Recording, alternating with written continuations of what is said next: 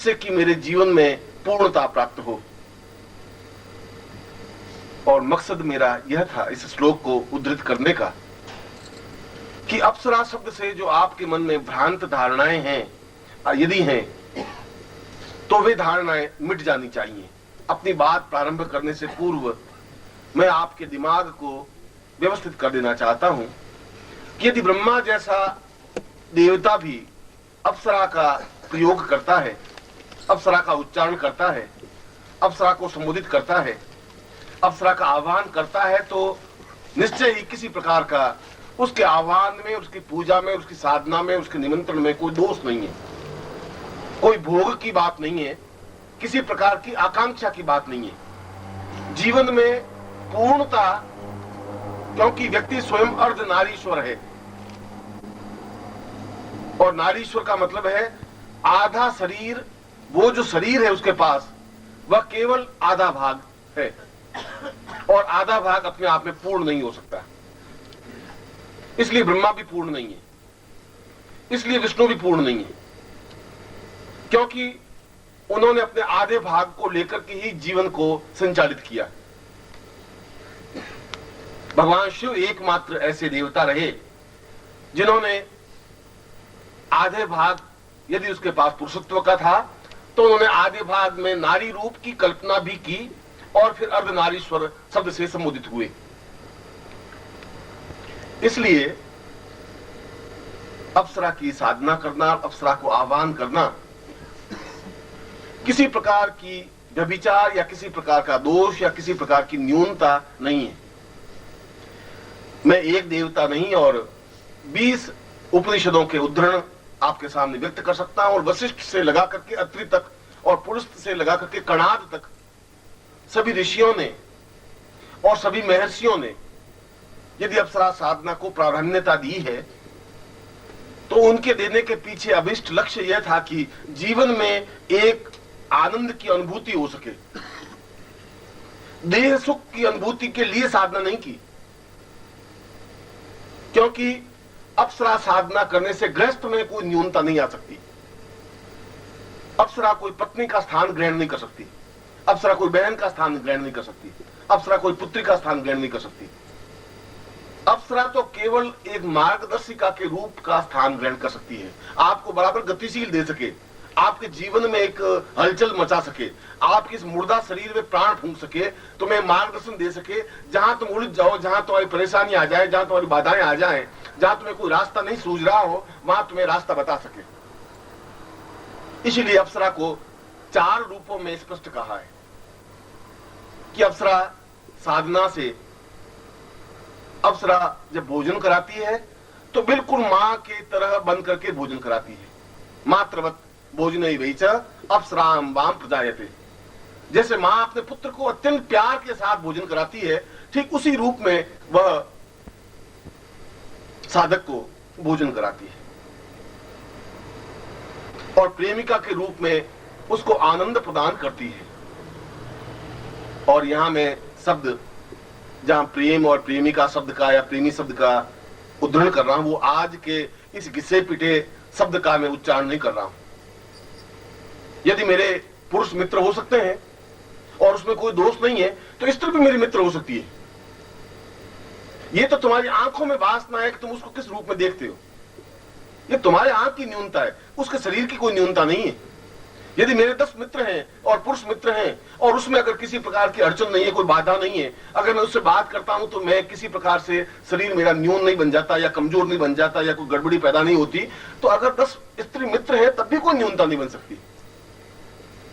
जिस प्रकार से पुरुषों के साथ व्यवहार करता हूं उसी प्रकार से स्त्रियों के साथ भी व्यवहार कर सकता हूं। इसलिए जीवन में आनंद भौतिक सुखों से प्राप्त नहीं हो सकता। पंखा लगने से आनंद नहीं मिल सकता, सुख मिल सकता है। सुख एक अलग चीज है। सुख तो मैं एयर कंडीशन लगा दूंगा तो सुख मिल जाएगा, सुख तो मैं अच्छे वस्त्र पहनूंगा रेशमी तो सुख मिल सकता है, अच्छा मिठाई खा लूं तो सुख मिल सकता है, आनंद नहीं मिल सकता। आनंद और सुख में डिफरेंस है। सुख हम खरीद सकते हैं, आनंद को खरीद नहीं सकते। अगर आनंद खरीदते तो सारे जितने बिजनेसमैन है वे सब आनंद मग्न होते, वे तो बहुत टेंस में है, खाना खा ही नहीं सकते पूरी तरह से, 1 रोटी 1.5 रोटी से आगे भोजन नहीं कर सकते, शक्कर वो खा नहीं सकते, घी नहीं खा सकते, नींद वो ले नहीं सकते, क्योंकि अगर पैसों से खरीदा जाता तो फिर नींद खरीद लेते, वो करवटें बदलते हैं और गोलियां लेते हैं, 2-2 गोलियां, तब जाकर नींद आती है। पैसों से नींद नहीं खरीदी जा सकती, पैसों से भूख भी नहीं खरीदी जा सकती।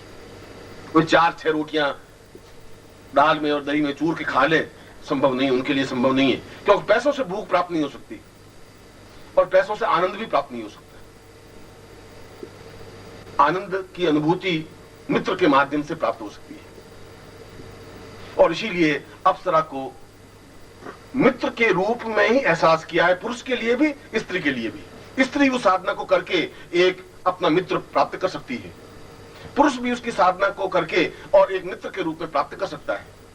उस मित्र में और उस मित्रवत व्यवहार में किसी प्रकार की आंख में न्यूनता नहीं है। अगर आंख गड़बड़ है तो फिर आपकी गड़बड़ है, उसकी आंख में कोई न्यूनता नहीं है, गंदगी नहीं है। अगर मैं तुम लोगों से एकांत में बात कर सकता हूं, किसी स्त्री से भी बात कर सकता हूं, तुम्हारी आंख में गड़बड़ है तो तुम सोचो कि गुरुजी क्या बात कर रहे हैं, और तुम्हारे मन में 20 सांप कूदेंगे, दौड़ेंगे, जरूर कोई न कोई बात है, गुरुजी वहां अकेले खड़े खड़े बात कर रहे हैं, गुरुजी कोई गड़बड़ नहीं है, उस लड़की में भी कोई गड़बड़ नहीं है, गड़बड़ तुम्हारे हृदय में है। तुम्हारे अंदर की जो वासनाएं उछल उछल के बाहर आ रही हैं और वो तुम्हें व्यथित कर रही हैं, परेशान तुम्हें कर रही हैं। उसको बेचारे को पता ही नहीं वो बात, वो तो सीधी साधी बात कर रहा है, वो पूछ रही है, वो जवाब दे रहा है। एकांत है तो उसमें क्या आपत्ति होगी? एकांत में बात करने से, कमरा बंद करके बात करने से क्या फर्क पड़ जाएगा? तुम्हारे मन में जो संशय है, तुम्हारे मन में जो तर्क है, कुतर्क है, तुम्हारे मन की जो गंदगी है, वो तुम्हारी खुद की संपत्ति है, जिसको उछल करके तुम बाहर ले आते हो। दोष तुम दूसरों को देते हो, क्योंकि दूसरों को दोष देने में एक आनंद की अनुभूति, सुख की अनुभूति होती है। सुख व्यक्ति प्राप्त करता है दूसरों की आलोचना करके, दूसरों की आलोचना करने से बहुत सुख मिलता है कि फलानी लड़की जो है वो भाग गई, मुझे मालूम था, बहुत गड़बड़ी थी साली, मैं तो रोज उसके नखरे देखता था। और ये बात अगर कोई लड़की इस मोहल्ले में भाग गई है तो 15 मिनट में पूरी जोत में मालूम पड़ जाएगा, इतनी तेजी से बात फैलती।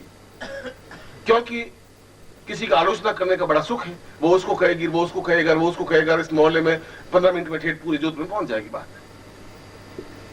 यह एक सुख है, दूसरों की आलोचना करना, और दूसरों पर दोषारोपण करने का भी एक सुख है कि जरूर कोई बात तो गड़बड़ तो है। उसने कहा तूने तो देखा नहीं, कल मैंने देखा। देखा उसने कुछ नहीं, तुझे कुछ पता नहीं है, कल तो बहुत बहुत बात हो गई। क्या हुआ? ऐसा हो, ये सब कहीं उसमें गड़बड़ नहीं है। इसलिए मैं कह रहा हूं कि अगर अप्सरा साधना करने से ब्रह्मा को कोई तकलीफ नहीं हो रही है, भगवान विष्णु को कोई तकलीफ नहीं हो रही है, विष्णु और रुद्र को तकलीफ नहीं हो रही है, अगर वशिष्ठ विश्वामित्र को तकलीफ नहीं हो रही तो फिर तुम्हें भी तकलीफ नहीं हो सकती, तुम्हारी पत्नी को भी तकलीफ नहीं हो सकती।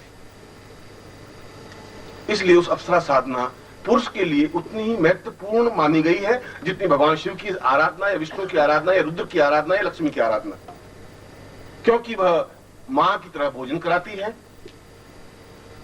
तो प्रेमिका की तरह प्रसन्नता देती है, और मंत्री की तरह सलाह देती है। राजाओं के यहाँ मंत्री होते थे, वो सलाह देते थे कि ये काम उचित नहीं है, ऐसा काम उचित है।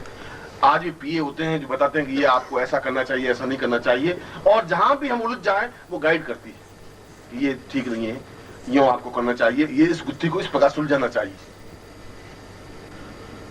और चौथी बात की हमारे जीवन की जितनी न्यूनताएं हैं, जीवन की जितनी कमियां हैं, वे जीवन की कमियां उसके माध्यम से पूर्ण हो सकती हैं। हमारे जीवन में सैकड़ों कमियां हो सकती हैं, इसलिए कमियां हो सकती हैं कि वो खुद आपकी संपत्ति है। आपने अपने जीवन में केवल कमियों को बटोरा है, पूर्णता को बटोरा नहीं। आपको कोई ऐसा गुरु मिला ही नहीं जो ये कह सके कि तो अप्सरा साधना करो। किसी में हिम्मत थी नहीं कहने की, क्योंकि वो खुद अपनी आलोचनाओं से घबराते थे कि अगर मैं कहूंगा शिष्यों को अप्सरा साधना तो गुरु के बारे में क्या सोचेंगे, या ऐसा कैसे गुरु जी हैं, अप्सरा साधना करवाते। उसके लिए एक सजग व्यक्तित्व चाहिए, एक हिम्मत चाहिए, क्षमता चाहिए। मुझे बहुत अच्छी तरह से याद है कि जब मैं संन्यास जीवन में, और संन्यास जीवन में भी मैं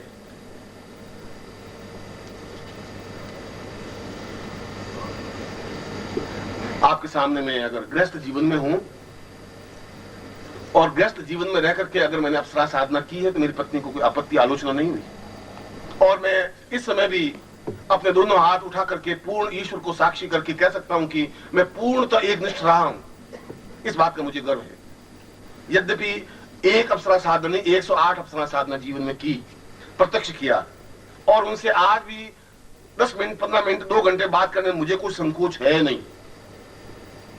मैं उससे मेरे जीवन में कोई व्यतिक्रम नहीं आया, मेरे परिवार में कोई व्यतिक्रम नहीं आया, मेरे ग्रस्त जीवन में कोई न्यूनता नहीं है, मेरे आंख में कहीं गंदगी की कोई लाइन लिखी हुई नहीं है।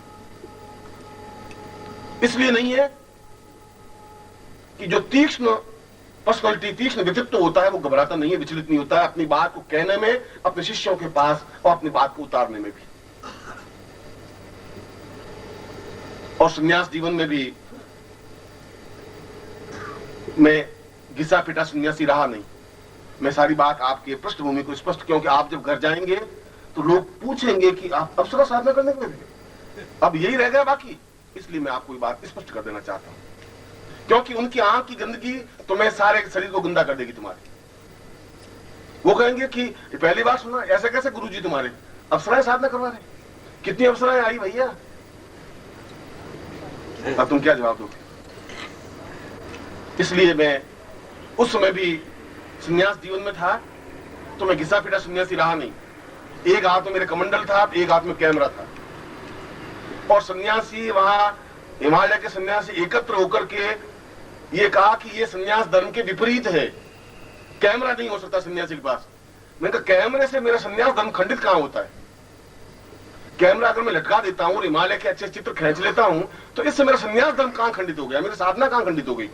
उनका नहीं, ऐसा तो हो ही नहीं सकता। मैं क्यों नहीं हो सकता? अगर मैं कमंडल नीचे रख करके 4 चित्र हिमालय के खींच लेता हूं और सूर्योदय के खींच लेता हूं तो कहां मेरी साधना में न्यूनता आती है? मगर उनके गले बात उतर नहीं रही थी।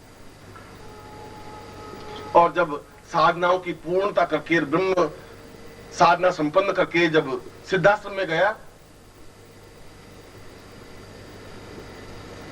तो उस समय सिद्धाश्रम एक शमशान की तरह था। शमशान की तरह का मतलब यौन, कोई आवाज नहीं, कोई हलचल नहीं, कोई चेतना नहीं। बस वो सन्यासी बैठे लंगोट लगाए हुए, आंख बंद किए, 2 साल से साधना कर रहे हैं, आंख बंद किए ध्यान लगा रहे हैं। कोई 3 साल से समाधि है, किसी की 5 साल से समाधि है। हमने कहा इस जगह अपन जिंदा नहीं रह सकते। ये आंख बंद करके 3-3 साल 2-2 साल अपन नहीं बैठ सकते, ये संभव नहीं है, ये उचित नहीं है। ये सिद्धि योगा झील है, इतनी सुंदर स्फटिक की नावें हैं। ये सिद्धि योगा झील में स्नान करने का एक आनंद है, एक तृप्ति है, एक संगीत है। ये सब ये कैसे होगा? वहां पर मैं तो नया नया गया था, तो मुझसे तो 100 साल पहले आए हुए थे, 200 साल पहले का आए हुए थे, 50 साल पहले का आए हुए थे। सन्यासियों की कमी थी नहीं, मगर सन्यासी सब रूखे सूखे हुए, गाल पिचके हुए और एक लंगोट लगाई और बैठे, कोई वहां बैठा, कोई वहां बैठा, कोई वहां बैठा। वो इससे बात करेंगे, वो इससे बात करेंगे। 2, 4, 5, 6 दिन बीत गए। मैंने कहा कि ये सिद्धाश्रम तो नहीं हो सकता।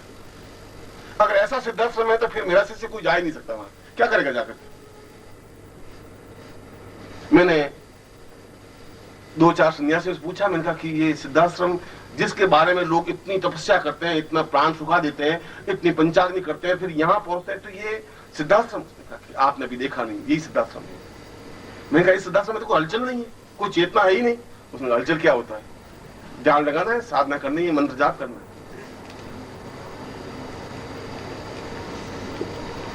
उसके बाद में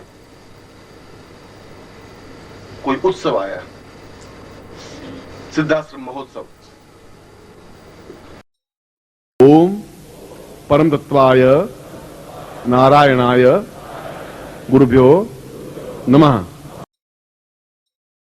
ओम ह्रीं मम प्राण देह रोम प्रतिरोम चैतन्य जाग्रय ह्रीं ओम नमः।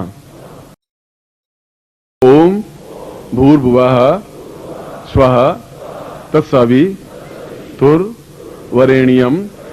भर्गो देवस्य धीमहि धियो यो नः प्रचोदयात्।